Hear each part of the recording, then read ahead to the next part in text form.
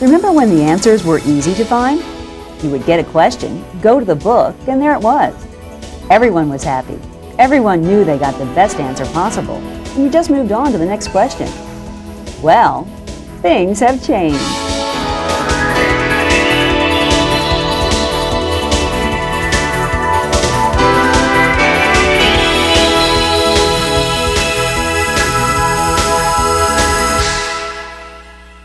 Getting the answers has changed because of this thing, the computer, and this larger thing, the Internet. With access to the World Wide Web, information retrieval is a little more complicated. No matter if you think it has made life easier or harder, more exciting or more fraught with complications, it has certainly changed the process. This tape will help you to determine the best time to use the World Wide Web as a reference tool, and then how to most effectively utilize and evaluate the vast resources available there. And we'll be talking to librarians using the web on the job. I find the Internet to be an excellent tool, often enabling us to find research that we couldn't come up with from our regular sources at the library. I've had various patrons, young and old, who have looked for things that we were able to find on the Internet where we couldn't have found those in additional print sources. For instance, a middle school student came in just at the end of the school year who needed the article from a French newspaper. We were able to go into the search engine Lycos and click on the City Guide button at the top of the page, into the City Guide section, and look at Paris and come up with a newspaper article in French that was perfect for what the girl wanted. She was then able to print that out and take it into class the next day, successfully completing her assignment. I also had a student, a college student this time on Saturday, who came in looking for information on IBM. I clicked on Stock Find, and she needed recent news articles, which then brought up the stock market page of Lycos. This would have been harder to find in print sources, but we were able to just open up the Internet, go into Lycos once again, go into the Stock Find section. Then as you go down the page, there's a place in which you can enter a stock symbol or a company name. We entered the stock symbol IBM, and you have an option of getting quotes and news, or of dropping down the box and getting a company digest right there in front of us, a beautiful stock chart, and excellent company information with recent news articles. So again, the patron left happy with a printout of the source that she needed. Information is organized on the Internet either by subject areas or through search engines. We'll talk in detail about search engines in a few minutes. Subject catalogs are arranged hierarchically, from the general to the specific. They are especially useful when you have a vague idea about the information but don't really know where to start, or if you just want to browse. General information topics or good browsing areas for non-specific needs include news and other current events type information, sports, entertainment, companies and their products, telecommunications, job hunting, and careers. These areas generally are found in directories, websites which are organized into broad subject categories. Directories organize sites, not pages. Lots of Internet access providers use directories to point to areas of interest. The subjects start out very general and get more specific as you drill down. Libraries and other information providers are putting more and more of these type of interest areas on their sites. Here's an example of how a subject can be explored from a general information topic. Entertainment leads to music, to children's artists, to a favorite performer. Let's pick Tom Chapin, which will then go to his homepage, where we find a concert calendar and even an online soundbite from the latest CD.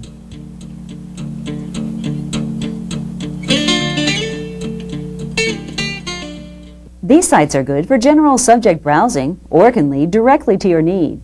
Many include searchable databases so that you can enter a specific search request. The second type of web searching usually involves a more specific question. Examples of this type of search may be requests such as the student who needs a picture of the kudu. All they know is that it's an African animal. Or the more esoteric questions. One of the more interesting searches I've performed on the Internet was when a couple of Girl Scouts came in working on a scouting project. They needed to obtain some Albanian recipes. This is not something that we ordinarily get a lot of call for, so I was performing a search in Hotbot. Using Hotbot and doing a search on Albanian culture, I was able to find the links that ultimately led me to the answer, to locate the information. I did a variety of searches on Albanian culture and travel, ultimately finding a link to the Albanian homepage, which gave me a full 5-course meal. I was able to print out all of the recipes for them, gave them much more than they expected. The end result were some very happy Girl Scouts, and they left quite happy. A search engine becomes important here.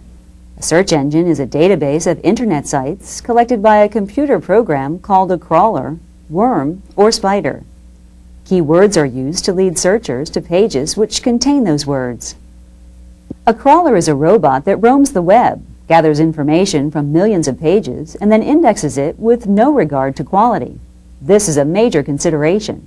Unlike print and electronic sources, which can be purchased according to reviews or reputations, the robots are less discriminating.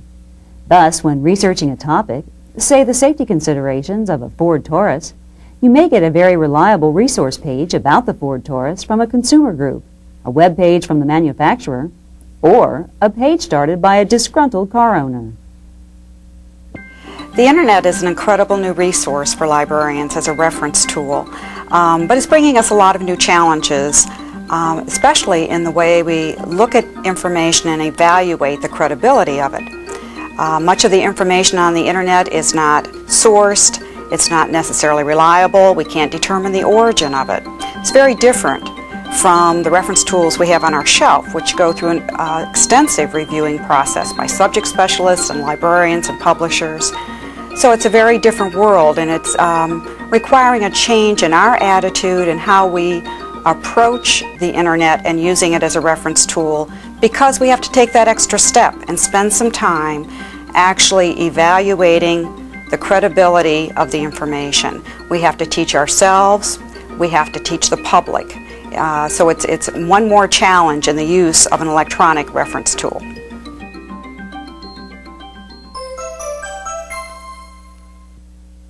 Here are some tips for framing your search on the web. Okay, let's scroll down Having a the specific screen goal little in bit. mind helps to outline the information you need to know. Yeah, that's good. Use standard reference interview questions to define the subject. Now you want to know a little bit more about fly fishing. Can you tell me a bit more about what it is you need to know? I want to know where to go fly fishing. Someplace around Baltimore. Oh, okay. All right. Okay, let's scroll down the screen. Browsing subject categories may help to understand the search concept if you are coming up with blanks. Make a list of synonyms or similar words. Choose the distinctive word that really defines your topic. Check your spelling, or use alternate spellings. Use more than one search engine. There is often surprisingly little overlap from one to another. After your first try, if unsuccessful, try again. Use the hit you got to sharpen your search the next time by jotting down terms. Take advantage of the advanced search features for most engines. Each operates a little differently, so make frequent use of the search and help features. Have you gotten too few results? Expand it by dropping off the least important concept. Try other terms. Try a multi-search engine. This is a search vehicle that, using several search engines, does a more comprehensive search, eliminating any duplicates. Have you gotten too many results? Use more precise terms. Use Boolean logic. Boolean logic helps to define for the searcher exactly what she is looking for. Here are the basics of Boolean searching. For example, let's say you need specific information on a lunar eclipse. Connect the words lunar and moon with the term or. This retrieves documents with any of your search terms, in this case, lunar and moon.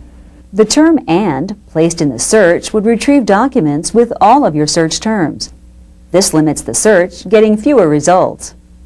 Connect search terms with not when you want to eliminate unacceptable words. In this case, eliminating the word solar from the search.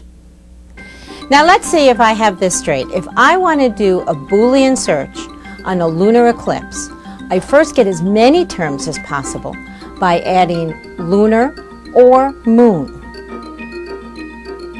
Then I would add eclipse to limit the search getting less hits, and when I add not solar, it will exclude solar eclipses. It's a breeze. When search terms are connected with near, it places two terms near each other. You can designate the proximity within a specific number of words by typing in the number with a slash. Each search engine handles this function differently, so remember to use those advanced search pages. Adjacency means that two or more words will be next to each other. Use either ADJ or double quotes at the beginning and end of the terms. This is especially useful when there is a phrase that must stay together. Stemming allows you to use the root of the word to get all variant endings. Type in the root of the word with an asterisk or $sign. Some search engines will naturally incorporate Boolean logic into their design. Others will allow you to use it when searching. However, some will not recognize Boolean logic. Becoming familiar with each engine is the best strategy.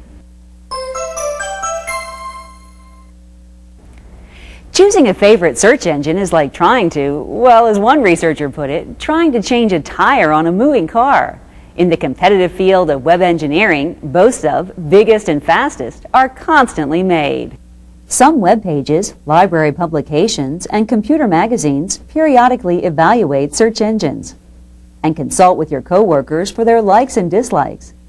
But here are a few standards for evaluating the usefulness of search engines. Size of database. It can vary from hundreds of thousands to millions of references. Quality of indexing. Can you search by phrase or stem words? Frequency of updates. This should occur at least weekly, but daily is becoming more common. Does it search more than the web? For instance, Usenet newsgroups or databases. Removal of dead pages and sites. Speed of retrieval. Quality of help documentation. The help screen should be just that, helpful. Use them. They are essential to using the engine efficiently. Usefulness of advanced search features. Offline tools are also becoming more popular. If you pay by the hour for internet access, it's a good idea to do the researching offline. Some allow searching multiple engines, run searches at scheduled times, build sitemaps for offline study, and download sites for browsing. Okay, so you have your topic. You have done your research. Now, how do you evaluate the results?